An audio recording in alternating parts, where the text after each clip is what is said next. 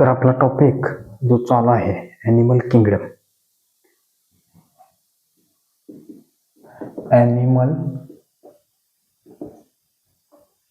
Kingdom. आता animal kingdom मध्ये आपल्याला नेक्स्ट पॉईंट बघायचा आहे, तो म्हणजे बेसिस ऑफ क्लासिफिकेशन. तर पुढचा पॉईंट कोणता आहे, तर बेसिस ऑफ ॲनिमल क्लासिफिकेशन.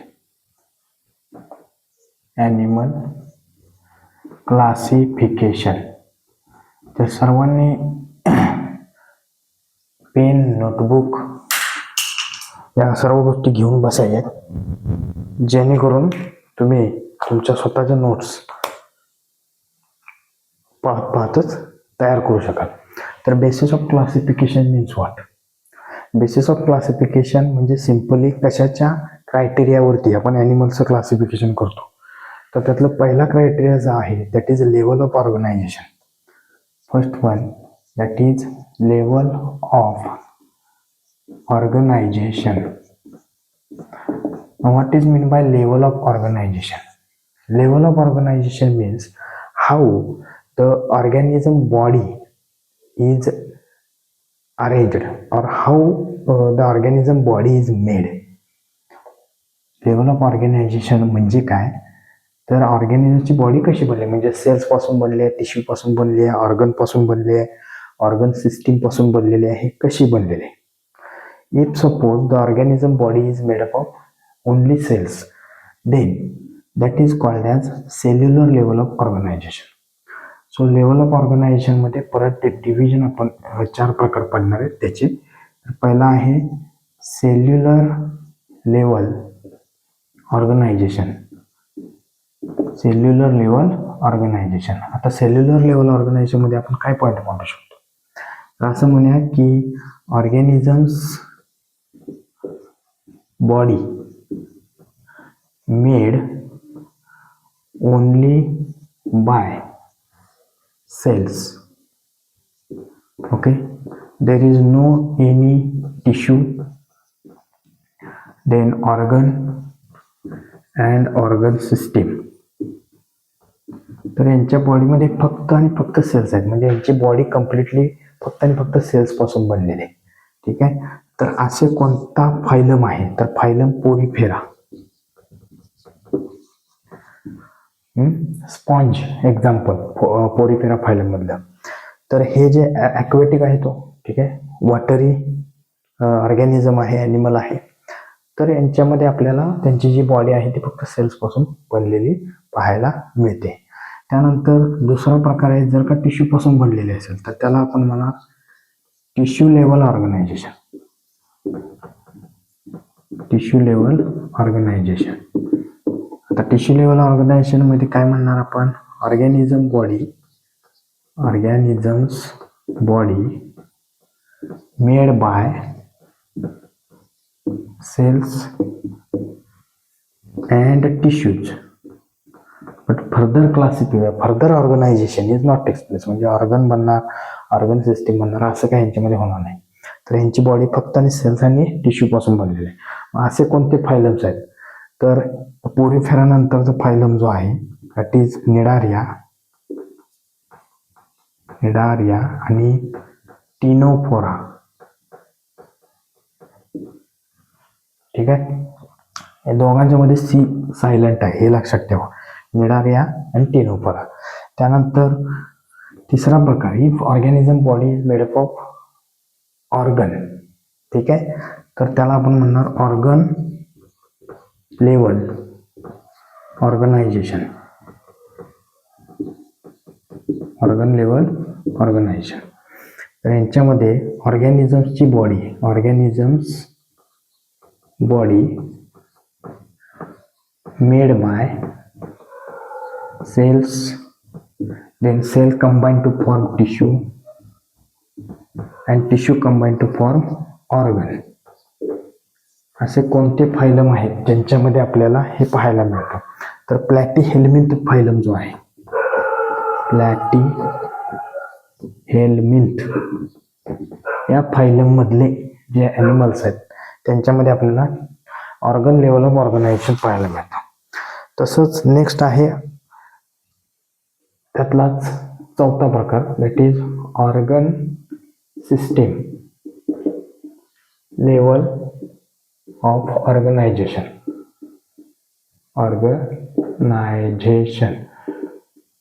तर याच्यामध्ये आपण काय म्हणू शकतो की ऑर्गॅनिझमची बॉडी जी आहे, organisms body made bye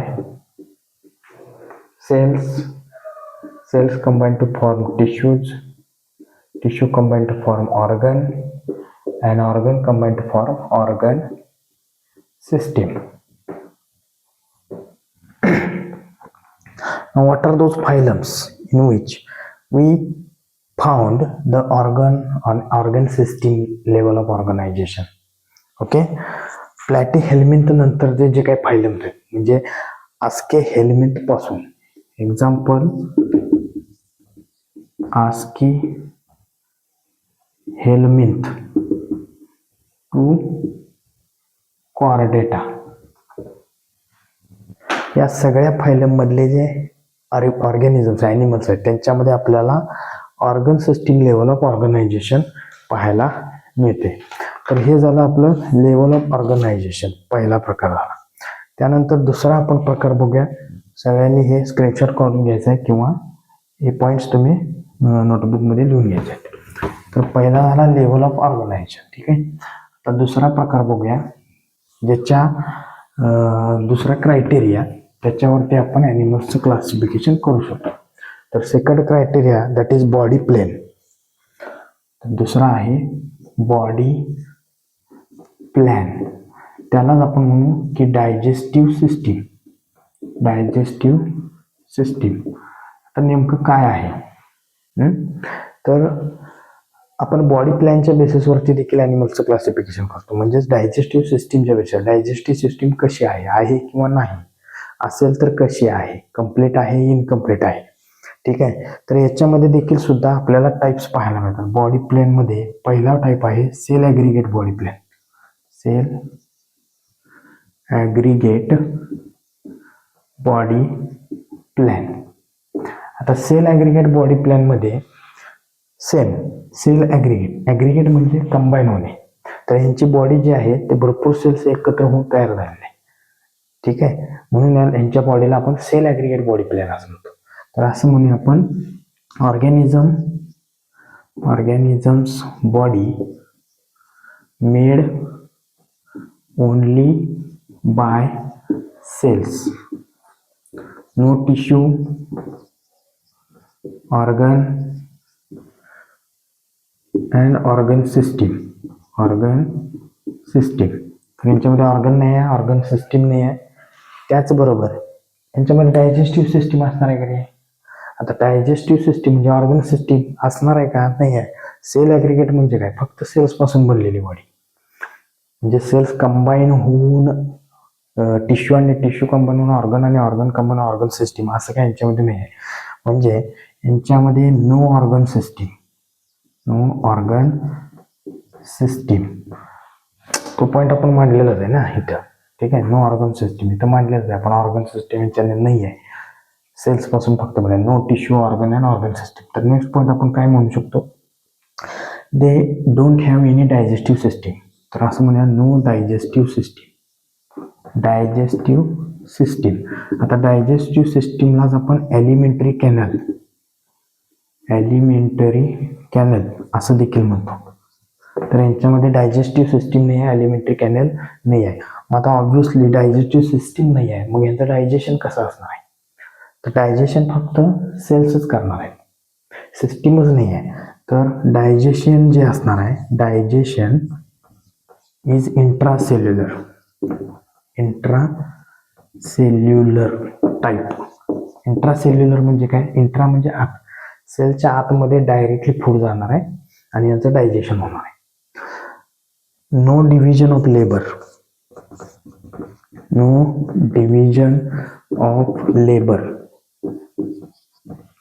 No division of labor means what? Each cell of their body perform perform independent activity म्हणजे प्रत्येक सेल हा डायजेशन करणार, रेस्पिरेशन करणार, एक्सक्रिशन करणार, ॲब्सॉर्प्शन करणार.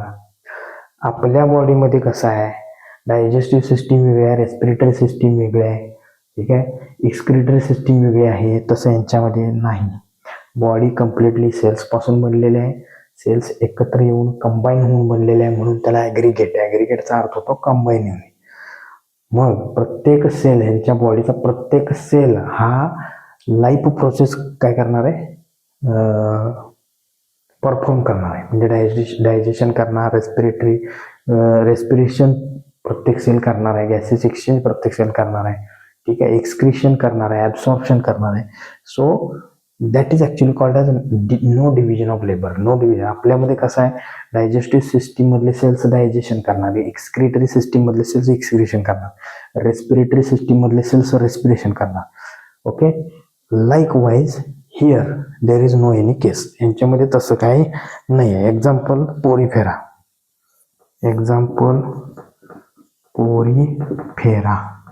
That is sponge.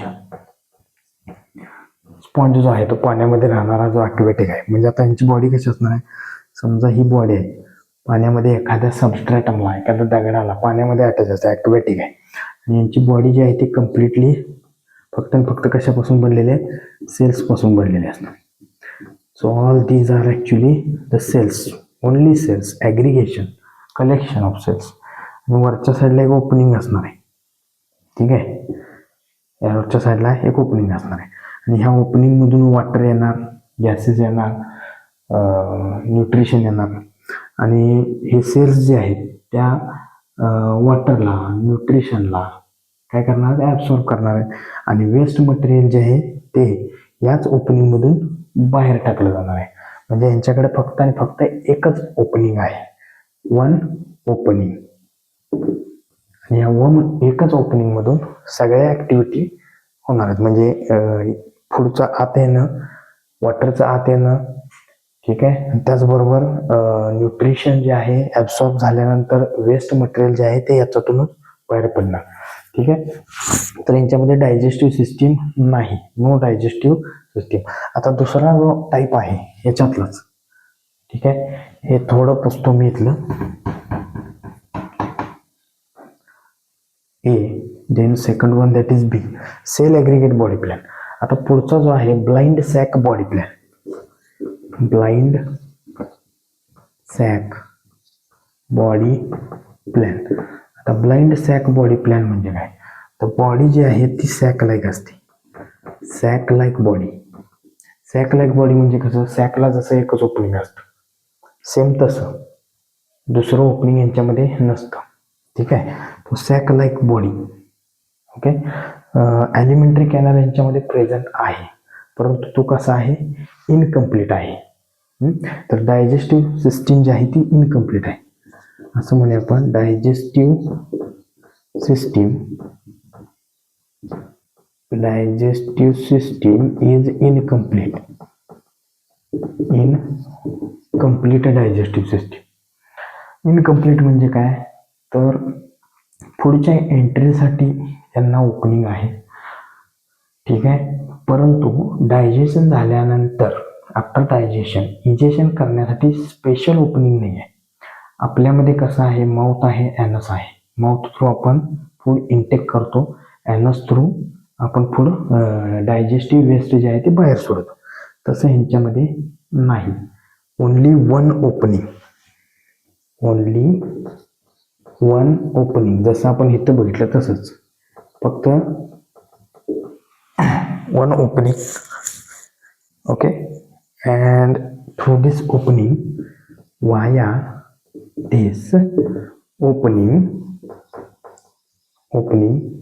intake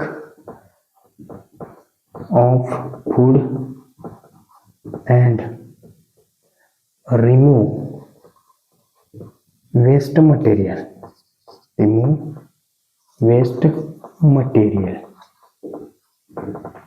Okay, via this one opening असं म्हणूया, one opening intake of food and remove the waste material.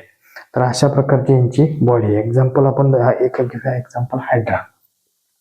तर इथंच लिहितो मी एक्झाम्पल, दॅट इज हायड्रा.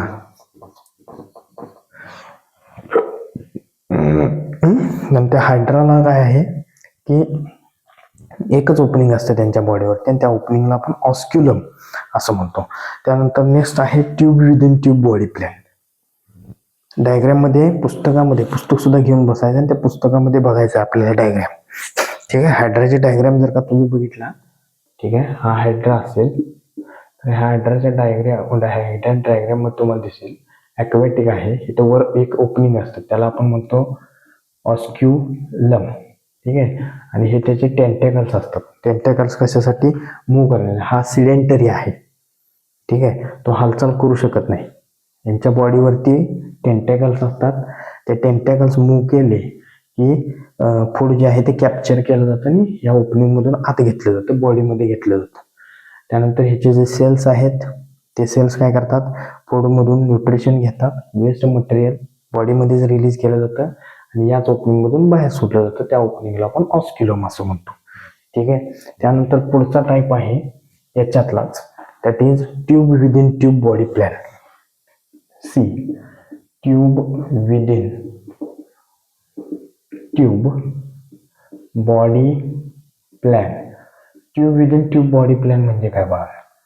तर डायजेस्टिव्ह सिस्टीम ह्यांच्यामध्ये, डायजेस्टिव्ह सिस्टीम ज्याला आपण दुसरं नाव आहे ॲलिमेंटरी कॅनल.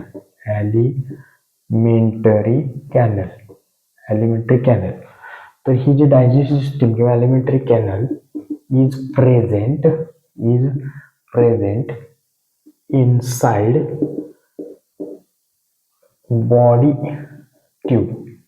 म्हणजे त्यांची बॉडी जी आहे ती एक प्रकारची ट्यूब आहे आणि त्या ट्यूबमध्ये अजून एक ट्यूब आहे आणि त्या ट्यूबला आपण काय म्हणणार? ॲलिमेंटरी कॅनल म्हणणार. आपली बॉडी जी आहे ती कम्प्लीट एक हॉलो ट्यूब आहे. त्याच्यामध्ये आपलं ॲलिमेंटरी कॅनल आहे आणि दोन्हीच्या मध्ये स्पेस आहे आणि बाकीचे ऑर्गन्स आहेत. ठीक आहे. म्हणजे काय, ही समजा आपली बॉडी आहे, ही बॉडीच्या आतमधली कॅव्हिटी. ही बॉडी म्हणजे एक ट्यूब धरा. ट्यूबमध्ये ही स्पेस आहे.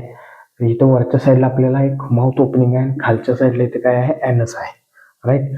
आणि हे स्पेस आहे, इथं बाकीचे ऑर्गन्स प्रेझेंट आहेत. तर हे झालं आपला बॉडी वॉल.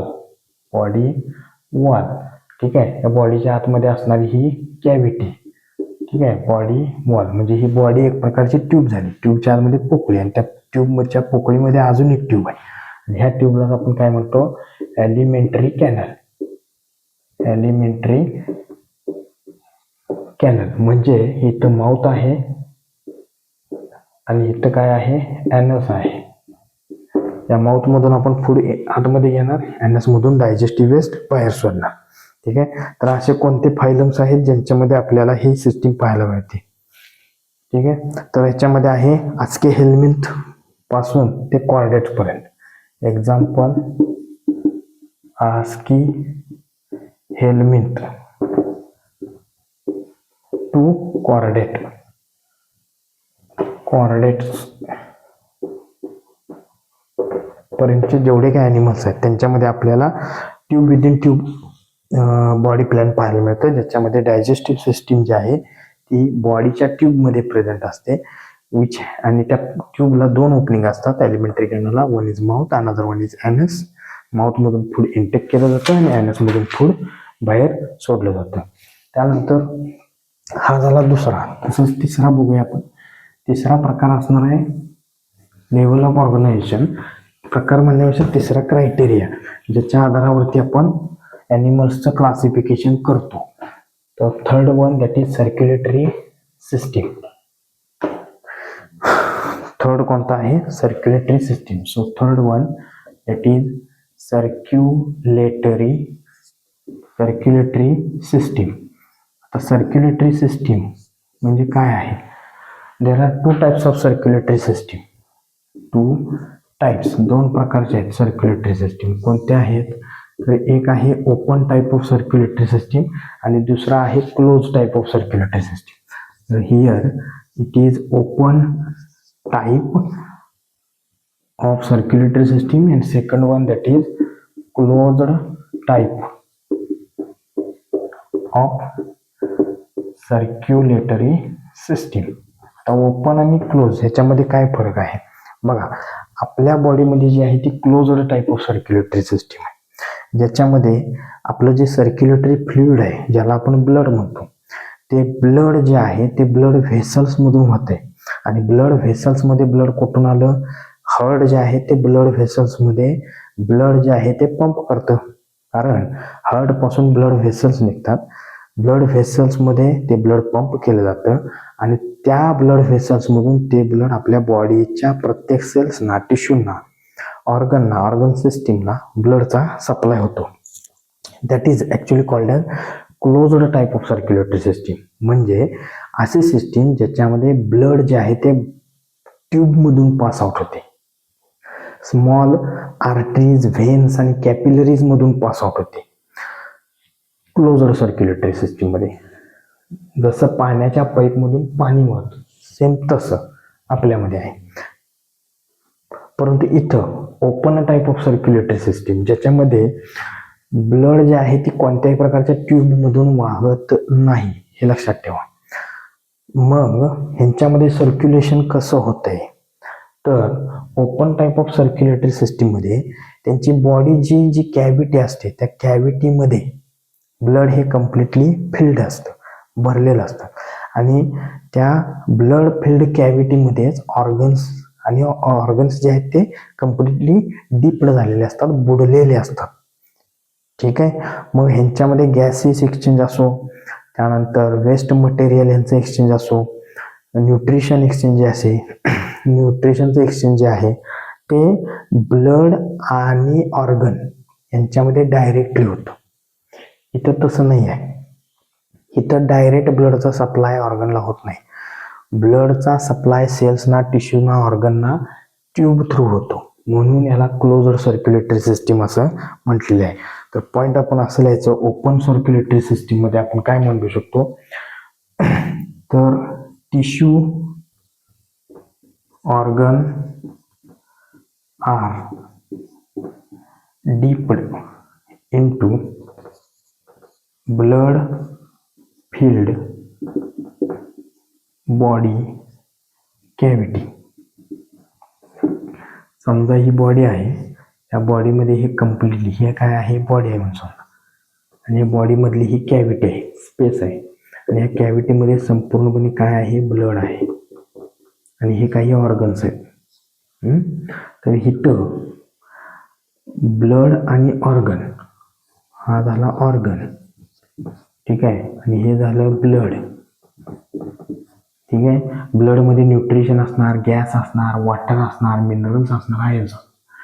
प्रत्येक ऑर्गनला काय गरजेचं आहे, water, mineral, gas, ions, nutrition गरजेचे आहे. ते ब्लड थ्रू सप्लाय होणार आहे. मग ऑब्व्हियसली इथं ब्लड जे आहे ते ब्लड कम्प्लिटली ह्या ऑर्गनच्या सराउंडिंगला आहे, टिश्यूच्या सराउंडिंगला आहे. ठीक आहे. मग हे ऑर्गन जे आहे ते न्यूट्रिशन, गॅस, ठीक आहे, ते डायरेक्टली ब्लड कडून घेणार आहे. म्हणजे ब्लड आणि टिश्यू, ऑर्गन यांचा डायरेक्ट कॉन्टॅक्ट येणार आहे. तर इथं आपण पुढचा पॉईंट असं म्हणूया, blood and organ tissues are directly in contact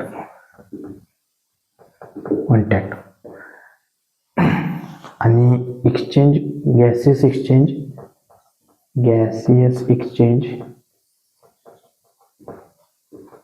त्यानंतर न्यूट्रिशन एक्सचेंज कसं होतं, is directly between blood and organ किंवा टिश्यूज आणि सेल्स डायरेक्ट होतं. तर एक्झाम्पल आर्थ्रोपोडा, फायलम आर्थ्रोपोडा. म्हणजे कॉकरोचमध्ये आपल्याला अशा प्रकारची open type of circulatory system तिथं पाहायला मिळते. तसंच क्लोज्ड सर्क्युलेटरी सिस्टीम मध्ये आपण काय म्हणू शकतो, तर ब्लड जे आहे, blood is flow in the body via blood vessels or tubes मधून पास होते. मग ब्लडचा सप्लाय जो आहे, blood is supply to organ tissues, supply to organs and tissues indirectly.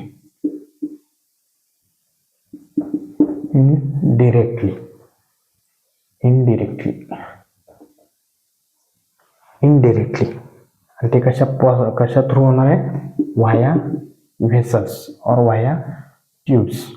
म्हणजे ब्लड जे आहे ते ट्यूब मधून पास आउट होणार आहे आणि ते हार्ट पंप करणार आहे.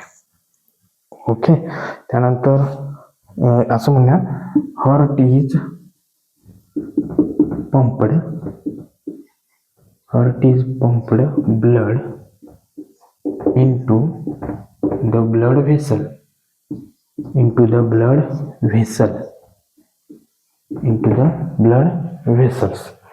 आणि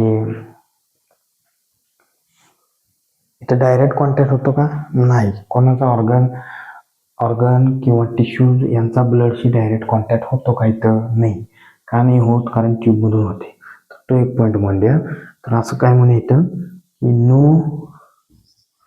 direct contact of blood with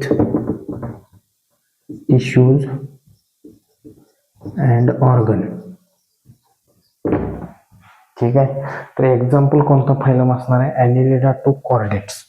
example phylum Annelida to Chordata. ठीक आहे. तर हे आपण कसं समजून घेऊया बघा. क्लोज्ड सर्क्युलेटरी सिस्टीम जसं ओपन डायग्रामॅटिकली सांगितलं तसं क्लोज. समजा हे हार्ट आहे आपलं. ठीक आहे. ह्या हार्ट पासून काय निघणार आहे, ब्लड व्हेसल्स निघणार आहे. हार्ट काय करते, ब्लड पंप करते. ते ब्लड कशामध्ये जाणार आहे, ब्लड व्हेसल्स मध्ये जाणार आहे. ठीक आहे. आणि ही जी ब्लड व्हेसल आहे, समजा इकडे एक ऑर्गन आहे, किडनी आहे, हे दोन असं समजू काय, तसं असणारच आहे. तर हे ब्लड व्हेसल्स मधून ब्लड जे आहे ते कुठे चालले बघा, किडनीकडे चाललंय किंवा कोणत्याही ऑर्गनकडे चाललेलं आहे. मग ह्याच्यामध्ये ब्लड मध्ये जे न्यूट्रिशन असणार आहे, ठीक आहे, हे झाला समजा हार्ट आहे. ही काय आहे, ट्यूब आहे. त्याला आपण ब्लड व्हेसल देखील म्हणू शकतो. ब्लड व्हेसल, त्याच्या आतमध्ये काय आहे, ब्लड आहे. आणि ब्लड मध्ये न्यूट्रिशन आहे, गॅस आहे, जे गरजेचं आहे कोणाला, ऑर्गन्सला. ठीक आहे. मग ते ब्लड सप्लाय कशा थ्रू व्हायला, ट्यूब थ्रू व्हायला. डायरेक्ट ब्लडचा सप्लाय व्हायला का इथं जसं व्हायला लागलेलं आहे तसं ओपन मध्ये नाही आहे. तर अशा प्रकारची सिस्टीम. ठीक आहे. त्याला आपण सर्क्युलेटरी, कोणती सर्क्युलेटरी सिस्टीम म्हणणार, क्लोज्ड सर्क्युलेटरी सिस्टीम असं म्हणणार. तर सर्क्युलेटरी सिस्टीमच्या बेसिसवरती, म्हणजे कोणत्या ॲनिमल्समध्ये, काही ॲनिमल्समध्ये ओपन आहे, काही ॲनिमल्समध्ये क्लोज आहे, तर त्याच्या बेसिसवरती देखील आपण ॲनिमल्स क्लासिफिकेशन हे करू शकतो.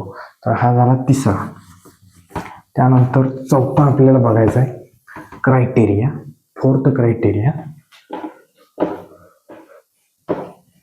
तर फोर्थ क्रायटेरिया जो आहे तो पुढच्या लेक्चरमध्ये आपण बघूया.